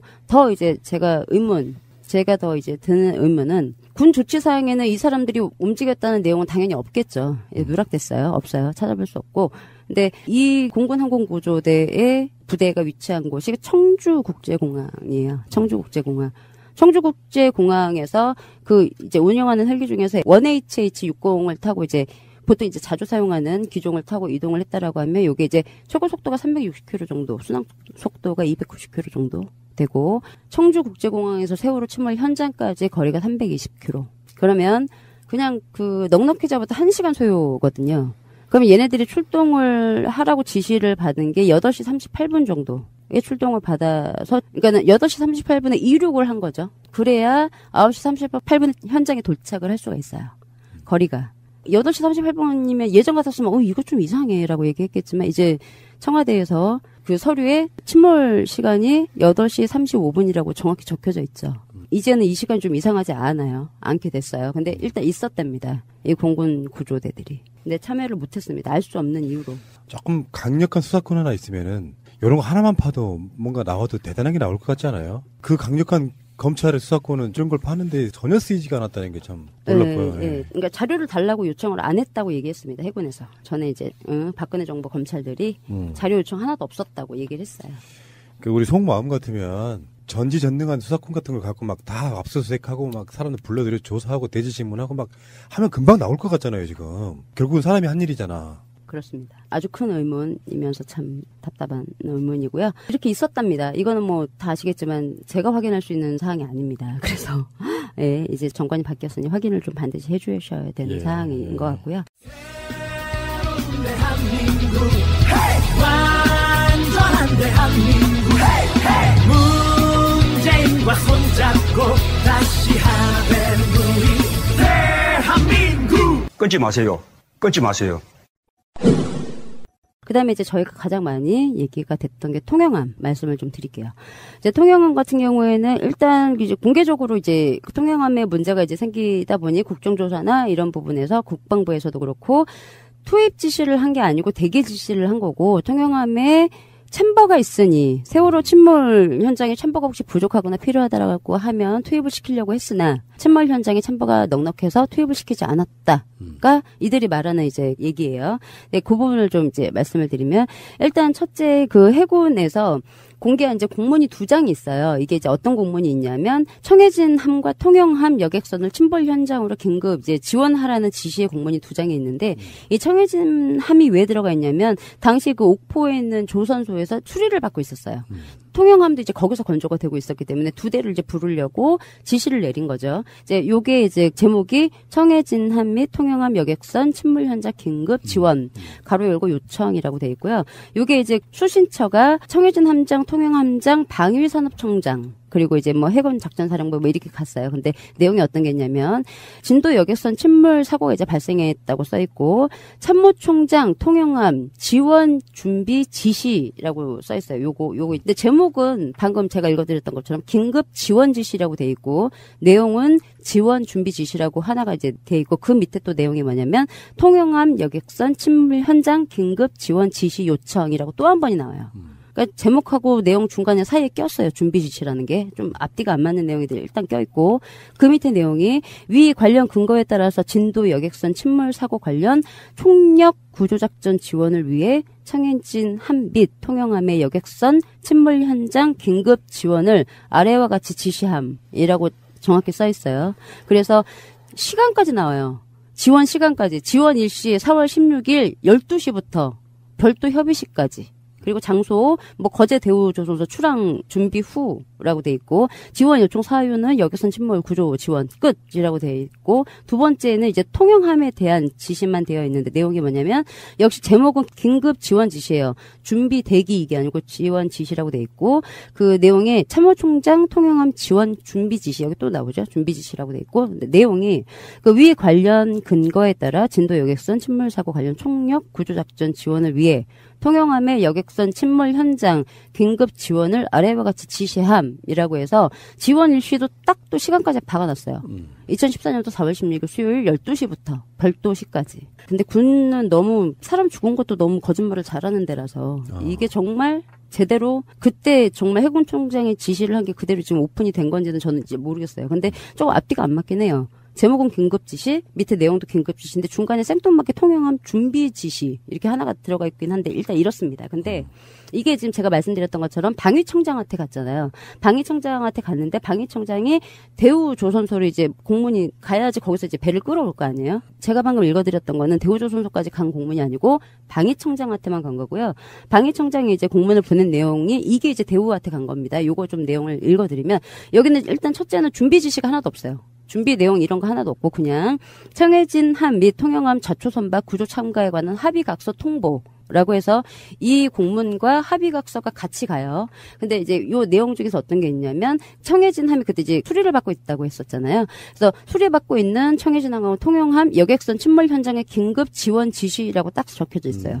준비 지시 아니고. 그리고 좌초선박 구조 참가에 관해서 합의각서를 부침과 같이 통보합니다라고 해서 부침 내용을 좀 읽어드리면 청해진 함, 통영함, 진도 해상, 좌초 선박 구조 참가에 관한 합의각서. 그래서 청해진 함, 통영함, 진도 군의 좌초 선박 세월호 구조 참가를 위하여 방위산업청 그리고 대우조선 해양 및 해군은 아래 사항에 대해서 상호 합의한다라고 돼 있어요. 뭐라고 합의를 하냐면 선박 구조에 대해서 선박 구조 참가 기간은 2014년도 4월 16일부터 종료 시까지라고 써 있고 그 선박 구조 참가로 인해서 발생되는 경비 정산 후에 수정 계약 조치를 한다고. 얘 지금 아직 인도가 안 됐잖아요. 통영함이. 네, 그래서 요거 이제 혹시 문제가 되거나 날짜가 길어지면 요 부분에 대해서 다시 수정 계약을 한 번 더 할 거라고 명시를 해놨고 선박 구조 참가로 인해서 함 공정에 영향을 미칠 경우 그 청해진 함과 통영함 계약번호 이제 명시가 되어 있고 지체 상금을 적용을 한다고. 그러니까는 추가되는 부분을 자기 해군에서 이제 납부를 한다. 그렇게 이제 적혀져 있고 밑에 내용이 함 운용 및 안전이라고 해서 대우조선 해양이 이제 적어놓은 게 어떤 게 적어놓냐면 조함권 배 운영할 수 있는 조함권 있잖아요. 이거를 해군에 인계한다라고 적어놔요. 인계해야지 이제 그렇죠. 해군이 가지고 나가겠죠. 예. 그리고 대우조선 해양은 선박 구조 종료 후에 조함권을 그 해군으로부터 다시 인계받는다고 적혀져 있고 대우조선 해양은 선박 구조 기간 중에 함정의 장비 운용을 비롯해서 제반 사항을 그러니까 무리 없이 지원을 한다고 적어놨어요. 이 보면 뭐 사인은 다 대우조선해양 방위산업청 뭐 해군참모총장 사인은 다 되어 있는데 어디를 봐도 대기라는 내용은 없어요. 제가 방금 이제 읽어드렸던 것처럼 대기라는 내용은 없어요. 합의각서 내용에. 근데 실제 지금 해군하고 정부 이제 당시 박근혜 정부 사람들과 새누리당들이 우겼던 것처럼 대기 지시를 했다라는 내용은 해군에서 방위산업청으로 보낸 공문에만 나와 있어요. 실제 대우조선 해양에는 대기라는 지시 자체가 안 내려갔다고요. 그냥 긴급 지시만 내려갔지. 구조 지시만 내려간 예, 거죠. 대기라는 지시가 안 내려갔어요. 그러니까 이거는 왜 이렇게 뭐 거짓말을 하려다 보니까 제가 보기에는 이제 그렇게 얘기를 한 것 같은데, 근데 여기서 우리가 한 가지 더 좀 알아야 될 게 있어요. 세월호 침몰 현장 당시 해군 참모총장이 두 번에 걸쳐서 지시를 하죠. 10시 하고 11시 두 차례에 걸쳐서 지시를 해요. 근데 이들은 이걸 가지고 이제 그 준비 지시를 했다라고 얘기를 하죠. 그러니까 잠깐 좀 국정조사 내용을 좀 말씀을 드리면 조원진 의원이 두 차례 정도 걸쳐서 해군 참모총장의 여객선 침몰 구조 지원 지시 공문을 이제 내려보냈는데 이게 얘네들은 새누리당이니까 당연히 대기 지시라고 얘기를 하겠죠. 출동 대기 명령을 내렸죠. 맞습니까? 라고 얘기하니까 김관진이 맞다고 얘기해요. 근데 조원진이 뭐라고 하냐면 3시간 만에 변경을 합니다. 출동 명령을. 원래는 출동 명령을 내렸다는 얘기잖아요. 근데 이게 중간에 변경이 된대요. 근데 첫 지시가 10시에 내려졌고 11시에 두 번째 지시가 내려졌으면 3시간 만이면 1시에 이게 명령이 변경이 됐다는 얘기예요. 최초는 출동 지시 한 시쯤이 돼서야 이제 대기 지시가 내려졌다는 네. 거잖아요. 그리고 나서 김관진이 변경이 아니고요 하면서 설명을 해. 이래저래서 변경이 아니고 현장에 청해진 함도 있고 챔버를 다 갖추고 있었다고. 이제 구조대가 그때 왜 청해진하고 평택함이 있었어요. 그 구조함이 있었기 때문에 혹시 부족하면 자기네들이 예비로 해서 대기를 하고 있었던 거지 이제 배들이 충분했기 때문에 그래서 안 갔던 거다라고 이제 얘기를 해요. 그리고 다른 또 그 질의 내용에서 해군 참모차장 엄현성이 이 부분에 대해서 하나 말을 했던 게 지시가 한 번 내린 다음에 수정 지시가 한 번 다시 나갔다고 얘기를 해요. 그러니까 이거는 조원진 의원 질문에서 김관진이 대답했던 거와 엄현성이 얘기를 한 거와 들어보면 일단은 명령이 바뀌었어요. 처음부터 대기 명령이 나갔던 게 아니에요. 바뀐 거고 이런 굳이 내용이 없다라고 하더라도 시간을 한번 생각을 해보자고요. 10시예요. 10시면 얘네들이 지금 얘기를 하는 게 뭐예요? 그 해군 참모총 이게 엄영성이 얘기를 했던 게 뭐냐면 우리 해군에서 현장에 있는 챔버나 잠수사를 지원해 줄 수 있는 시설이 부족할 경우를 대비해서 검토를 자기가 했다고 통영함. 그 검토 결과 그 시설에 문제가 없었기 때문에 대기를 시켰고 만약 경우에 장비의 고장이나 그러니까 청해진 함이나 평택함의 장비에 이상이 있을 경우 함정의 고장에 대비해서 투입을 할 수 있도록 합의각서를 사전에 맺어놓은 거다라고 대답을 했어요. 근데 10시면 물론 실제 구조는 없었지만 이 시간이면 우린 다 구조를 하고 있는 줄 아는 상황이잖아요. 그러면 이 배에서 전원 구조가 다 돼서 챔버가 필요한 상황인지 필요 없는 상황인지 몰라요. 10시면. 그렇잖아요. 전원 다 구조했으면 챔버가 필요 없잖아요. 언론에서는 전원 구조 상태라고 나오고 있었던. 예, 챔버가 필요 없잖아요. 근데 다 구했는데 얘네 그럼 챔버 준비를 했다는 거잖아요. 통영함을. 그 얘기잖아요. 그러면은 이 해군 쪽에는 일단 초기에 명령이 내려간 구조 명령이 내려간 건 정상적인 루트로 내려갔는데 이게 1시쯤 돼서 해군 입수 막은 것과 비슷한 이유로 통영함이 출동하는 것을 막았던 정황이 보이는 거네요. 그래서 저희가 항상 그때 한참 얘기가 나왔던 게 해군 참모총장 명령을 막을 수 있는 사람이 누구냐라고 해서 말이 많이 나왔잖아요. 네. 네. 그러니까 그리고 또 하나가 대기 지시면 굳이 이렇게 2번이나 지시를 할 필요가 없죠. 그렇잖아요. 대기 지시인데 2번이나 할 필요가 없잖아요. 근데 일단 첫 지시 10시에는 잠수사가 들어가야 될 상황이 올지 챔버가 필요할 상황이 올지를 모르는 상황이었어요. 우리도 다. 그쵸? 근데 얘네들이 이미 알고 있었다는 얘기네? 이것도 이렇게 되는 거잖아요, 얘기가. 그때까지는 오보가 전원 구조 오보였어요. 10시면. 예, 그렇게 되는 거잖아요. 그죠? 그래서 그러면 미리 뭐 알았다는 얘기냐? 사람 안 구할지 니네 알고 챔버 준비했던 거야? 이제 그게 되는 거잖아요. 처음에 분명히 제가 말씀을 드리지만 이거는 투입 지시를 한 거예요. 투입 지시를 한 건데 요거는 막힌 거라고 저는 생각을 하거든요. 막힌 거라고 저는 보는데 제가 이제 간단하게 짧게 통영함을 왜 막았 이거를 쭉 보는데 제가 이래서 막았구나라는 게 이렇게 느껴지더라고요. 그게 제가 사진 보여드렸죠. 그 통영함이 사진 이제 텔로 제가 보내드렸어요. 그러니까 세월호 수심이 47m잖아요. 그 통영함 홀수가 4.76m예요. 그러니까 바다에 떴을 때 선체가 가라앉는 그 깊이가 4.76m라고요. 그러면 그 세월호 옆으로 누웠을 때 선폭이 22m죠. 예. 거기 왜 네모난 칸에 동그라미 이렇게 들어가고 있는 거 보이세요? 다이빙벨 같은 거? 네. 그게 통영함이에요. 통영함에 다이빙벨 있었어요. 그래서 바지선처럼 사묘박 시스템이 가능해요. 그러니까 바지선처럼 세월호 위에 4곳에 묘박을 해서 고정을 시킬 수 있다고요, 배를. 그리고 밑에 자동으로 이렇게 뚜껑이 열려서 다이빙벨을 바로 내릴 수가 있었어요.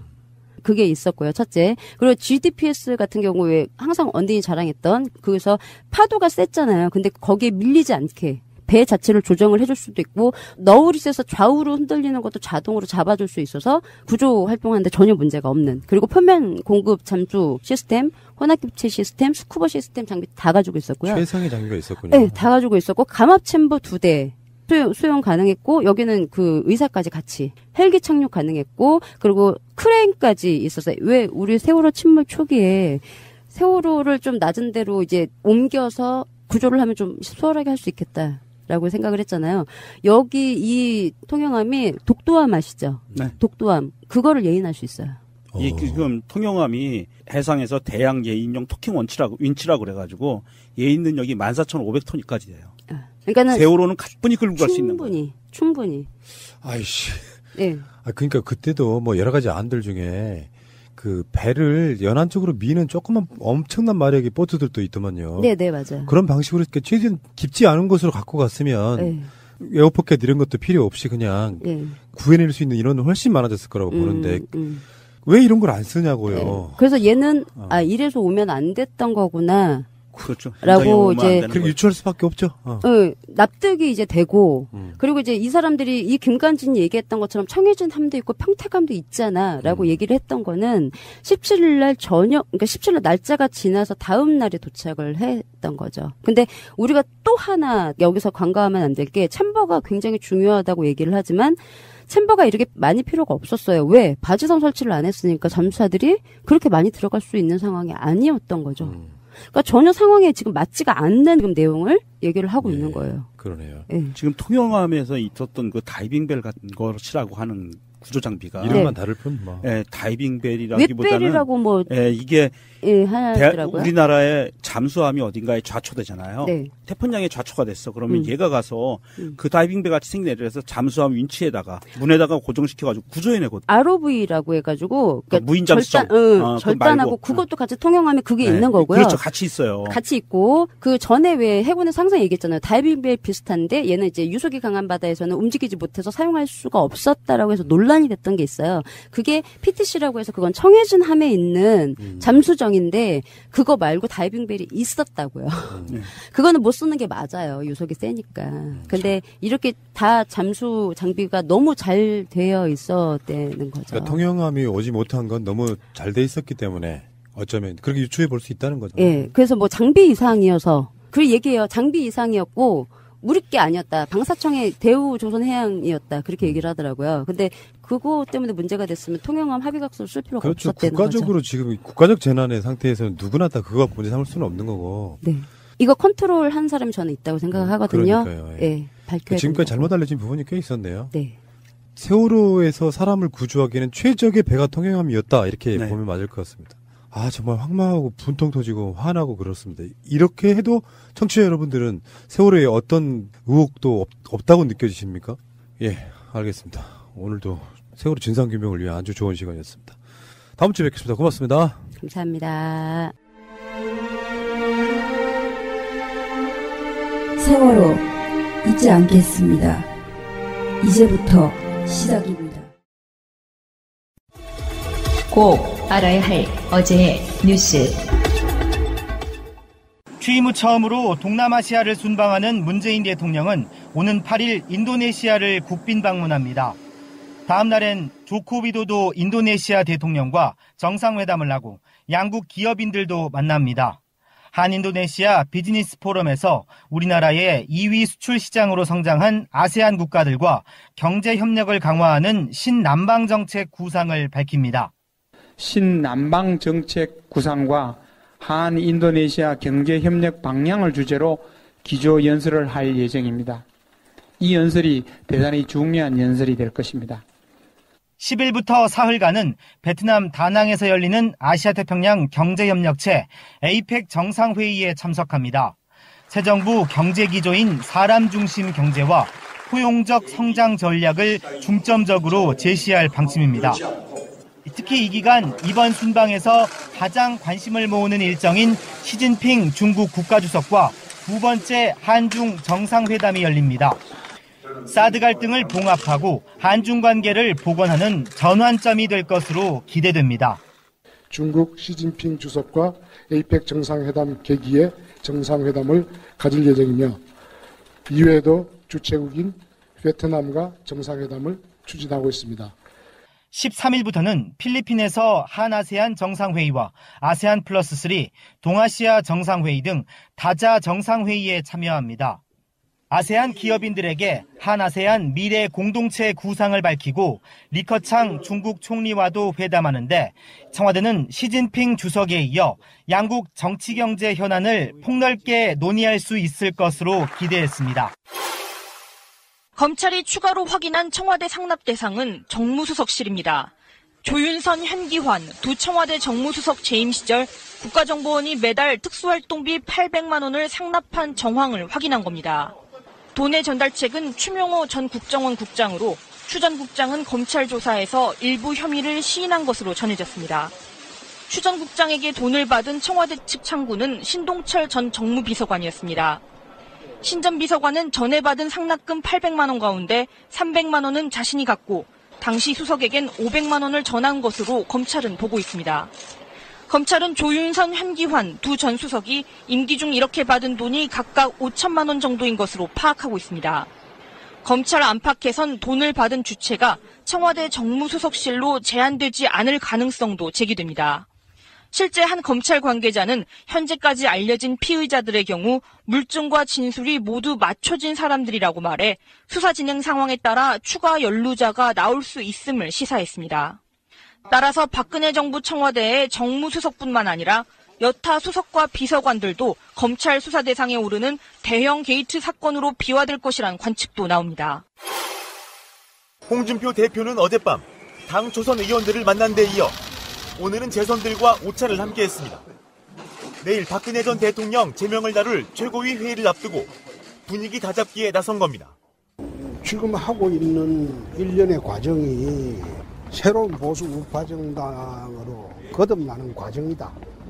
진통이다. 그 정도로 이야기했습니다. 박 전 대통령이 당 윤리위에 탈당 권고를 받은 뒤 열흘 넘게 의사를 밝히지 않으면서 당규상 제명 요건은 이미 충족됐다는 게 홍 대표의 생각입니다. 이에 따라 내일 최고위에서도 윤리위로부터 관련 보고만 받은 뒤 박 전 대통령 제명을 확정할 가능성이 큽니다. 표결을 요구해온 친박계 최고위원들의 반발이 예상되지만 홍 대표의 측근은 홍 대표가 현장에서 잘 설명할 것이라고 말했습니다. 이런 가운데 김무성 의원 등 바른정당 통합파는 오늘 6일 탈당해 한국당으로 합류할 전망입니다.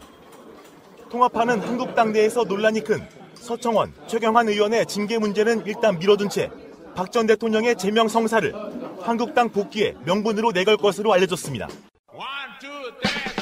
방송 중간에 좋아요를 눌러주시면 새날팀들에게 큰 힘이 됩니다. 미리 감사합니다. 트위터가 진짜 언론입니다.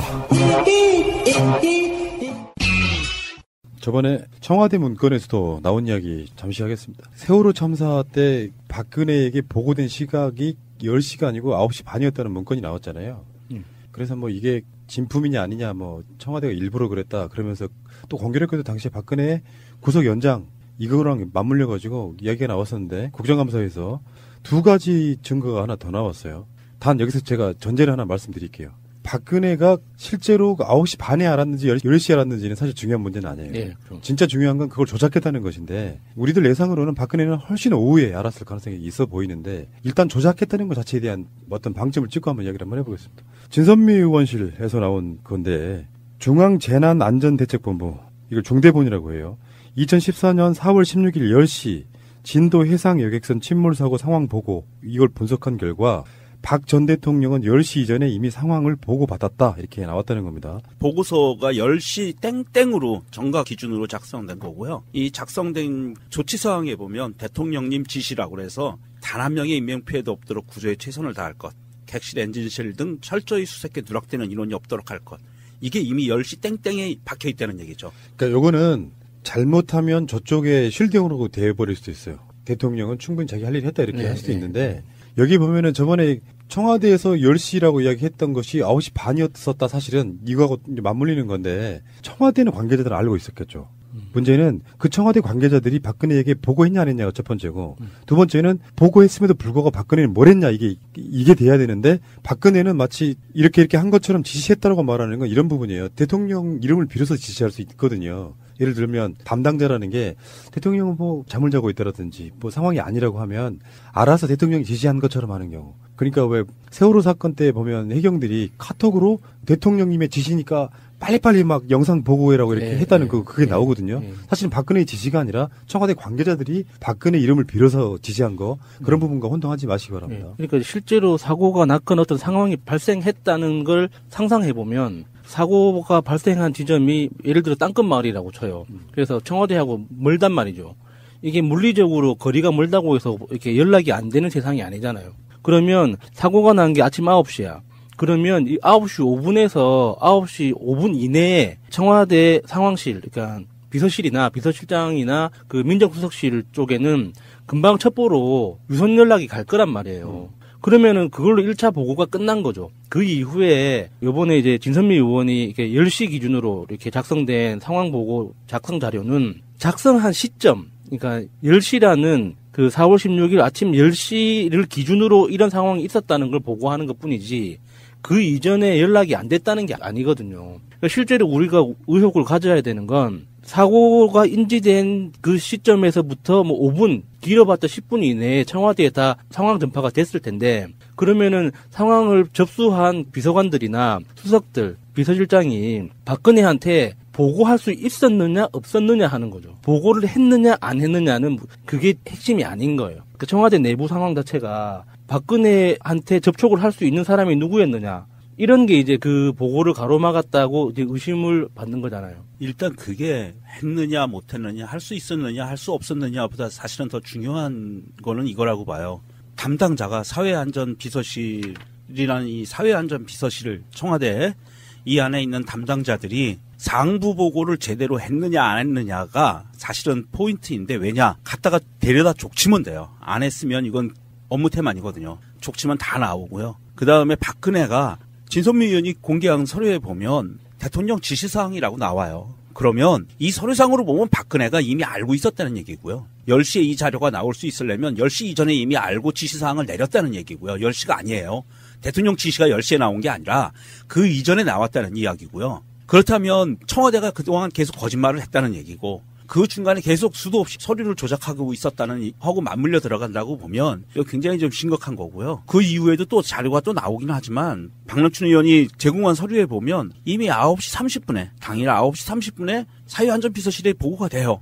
그러면 9시 30분에 모든 재원이 최초 신고가 몇 시에 됐는지 그다음에 이 배 이름이 뭔지 기타 등등 총원이 몇 명인지 자세하게 기록이 됩니다. 이 9시 30분에 올려진 서류가 모든 비선이나 국정원 라인이나 모든 걸 다 제외하고 보더라도 공식적인 업무 서류에 의해서 9시 30분에 이미 청와대에 보고가 됐다는 얘기거든요. 그런데 이게 9시 30분에 보고가 되고 10시에 이미 대통령 지시사항이 찍힌 서류가 정각에 나왔고 그러면 그 이전에 청와대에서 9시 30분에 알았을 거고 보고 시간이 뭐 기타 등등 유선이건 뭐건 간에 보고를 했다면 9시 35분에는 알았을 거고 그게 몰랐다고 하면 그게 진짜 업무 태반이 되는 거예요. 아무것도 안 한 짓인 거죠. 증거가 나온 거죠. 그러니까 아까 말한 세월호 7시간 반.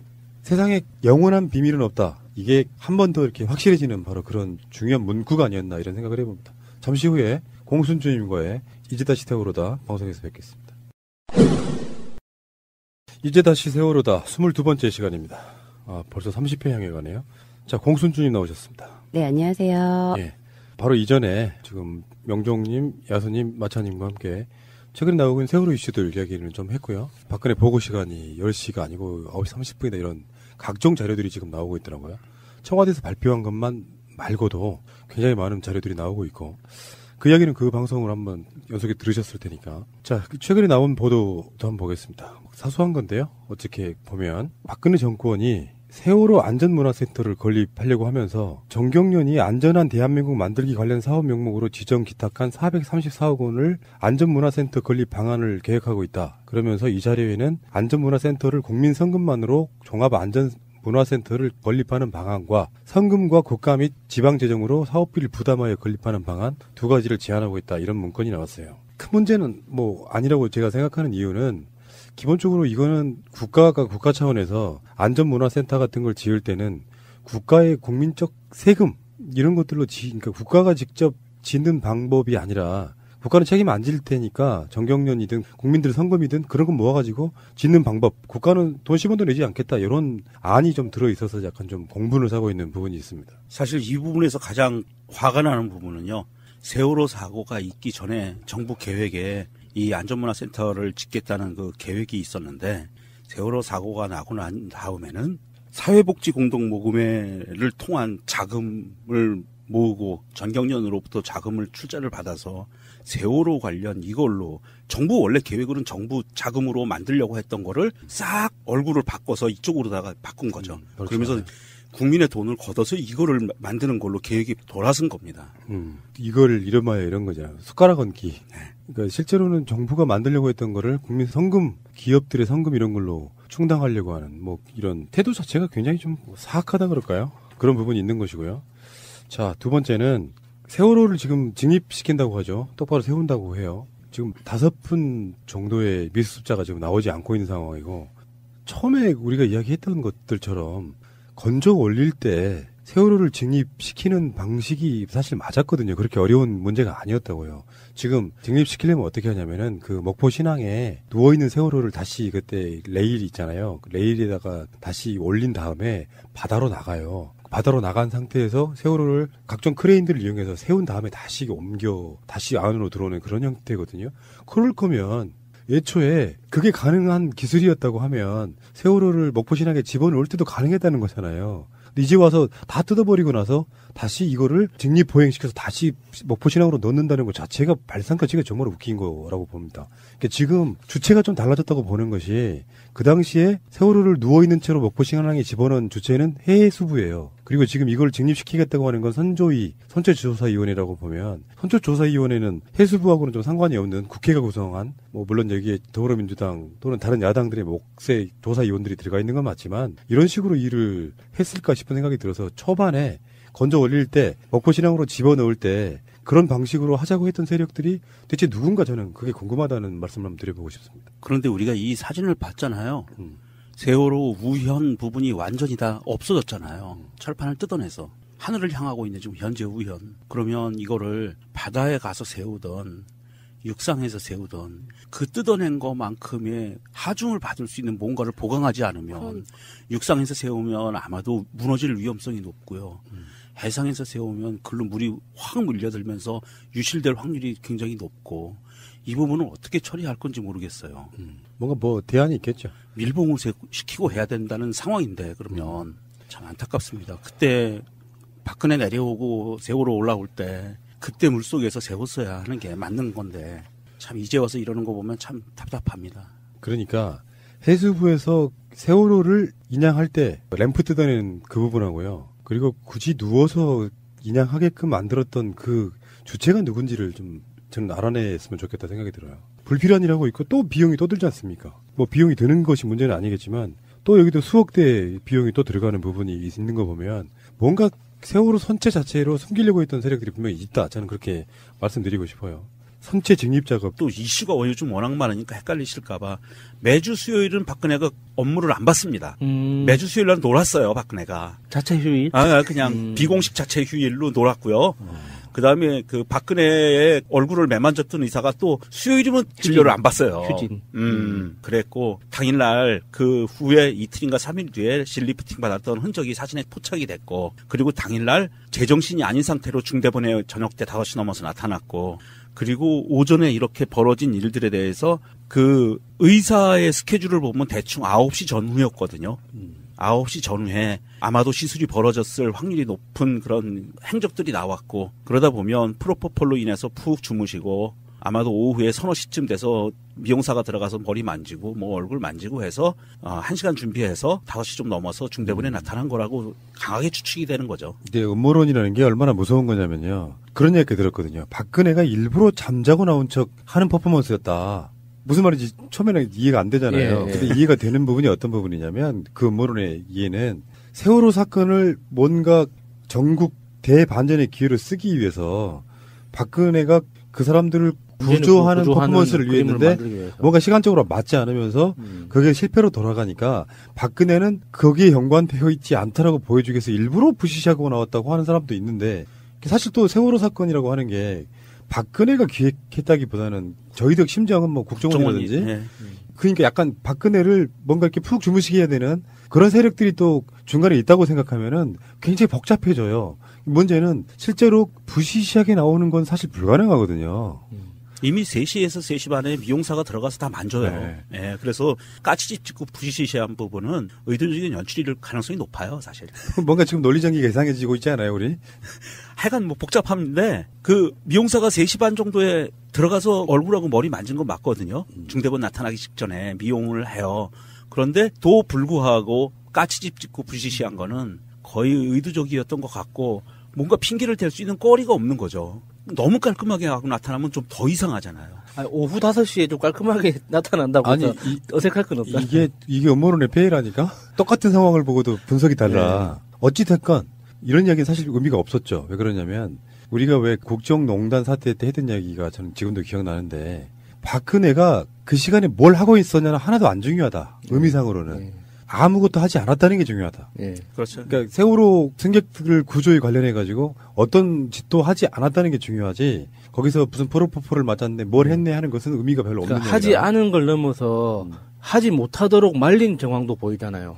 그 합참 의장이 대우조선 공장에 있던 구축함 발진시키라고 명령을 내렸는데도 고의로 취소시키고 하는 그런 상황들도 있었고, 그 미군에서 도와주겠다고 나서도 돌아가라고 받지 않고, 민간 잠수사들이나 구조 능력이 있는 사람들이 나가겠다고 해도 다 말리고 그 하는 부분은 그런 상황들이, 그 부분은 지금 잠시 후에 있을 공순주님과의 이제 다시 세월호다에서 다시 이야기가 나올 거고요.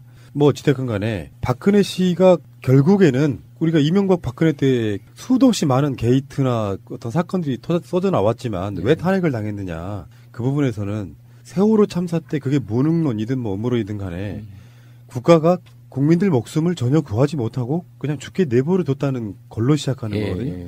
그런 국민적 감정들이 미련 없이 박근혜라는 사람을 버리게 만드는 요소로 작용했다는 생각을 해보면, 앞으로 민주정부에 있어서만큼은요, 다른 거 몰라도 왜 문재인 대통령 그런 효과를 줬어요. 물론 문재인 대통령은 그것이 아니라도 그럴 분위기 없겠지만, 북한이 핵실험하면 바로 불과 1시간 안에 국가안보실이 나타나서 뭔가 이렇게 상황들을 보고받고 조율하고 메시지를 발표하지 않습니까? 그 박근혜 효과라고까지는 생각하지는 않겠지만, 앞으로 어떤 정권이 들어서도 국민의 안전에 대해서만큼은 이 세월호 사건, 특히 박근혜 7시간이 주는 효과는 엄청나게 큰 것이다. 저는 그렇게 보는 것이거든요. 그리고 하나만 더 이야기하자면, 당시 김장수 국가안보실장, 이 사람이 위증을 한 정황이 이제 나오는 거예요. 확실히 나오죠. 자기가 대통령부터 지시 받았다고 했는데, 무선이든 유선이든 그 지시를 받았으면 그 지시 받은 객관적 증거가 있어야 되잖아요. 그걸 제출한 적은 없어요. 그러니까 당연히 우리는 예상할 수 있었죠. 김장수는 지금 중국 가버렸었잖아요. 당시에 중국 대사로. 근데 김장수가 뜬금없이 중국 대사하다가 국정농단 때 나와가지고 한국에 들어와서 그때 당시 대통령으로부터 직접 지시를 받았다라고 실드를 쳤는데, 김장수의 말에 의하면 지금 나오고 있는 문서들은 김장수가 거짓말하고 있음을 밝히는 거거든요. 어찌됐건 김장수 씨도 지금 조사 대상 중에 하나라고 하니까 조사가 나중에 수사가 될 수 있어요. 자, 박근혜 씨 말한 것처럼 우리가 박근혜 국정농단 사태에서 보았듯이 박근혜에게 보고가 안 됐을 가능성, 또는 박근혜가 보고를 받고도 어떤 것도 안 했을 가능성은 상존하는 거라고 보거든요. 청와대 시스템은 그런 거잖아요. 비서실장 지시니까 승객들 구조에 만전을 기하라 이렇게 할 수 없는 거잖아요. 그러니까 박근혜 이름 빌어다가 박근혜가 지시한 것처럼 이야기했는데, 그 후로 박근혜의 첫 지시사항들이 나오다 보니까 골든타임 때 박근혜 당신은 그 보고를 받고 뭐 했어? 이런 거 하다 보니까 결론적으로 자기 자신이 갖고 있는 어떤 책임성을 좀 피하기 위해서 박근혜는 보고를 처음에 10시에 받았다 뭐 이런 식으로 이렇게 쉴드를 친 거예요. 텀 때문에. 그래서 최초로 지시한 게 10시 15분이라고 나왔는데, 이것도 사실 문건으로 보면 거짓말인 거잖아요.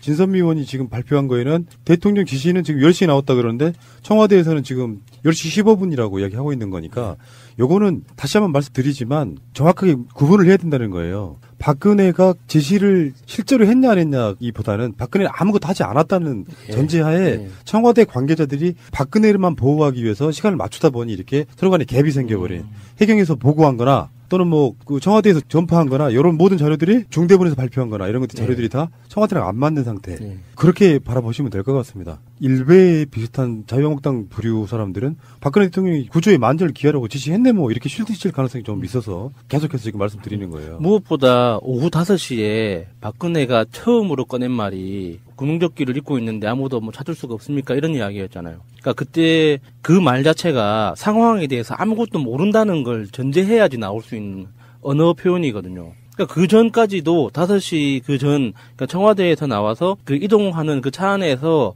보고를 받았음이 분명한데도 불구하고 전체적인 상황을 이해하지 못하고 있었다는 걸 그때 그 발언으로 다 드러나는 거거든요. 언제 정확하게 전체 상황을 인지했는지는 아직도 미스테리한 거죠. 제도로서의 민주주의가 흔들리고 구타는 일은 이제 없습니다. 민주주의가 밥이고 밥이 민주주의가 되어야 합니다. 청와대에서 당시에 세월호 7시간이 논란이 될 때 헌재 쪽에 어떻게 했다고 발표했던 그 시간별 그것들이 사실은 다 거짓말일 가능성이 되게 높아요. 헌재를 기망한 거라고 보는 거거든요. 기망한 거죠. 청와대가 공식적인 루트로 헌법재판소에 제출한 서류가 거짓말로 작성된 서류이기 때문에 이거는 헌재뿐만 아니라 전체 국민에 대해서 완전히 기망한 거죠. 그러니까 청와대 내에서 담당자들이 지시하고 이러는 거 말고 실제 대통령이 당신은 뭐 했어? 이걸 묻고 있는 거거든요. 네.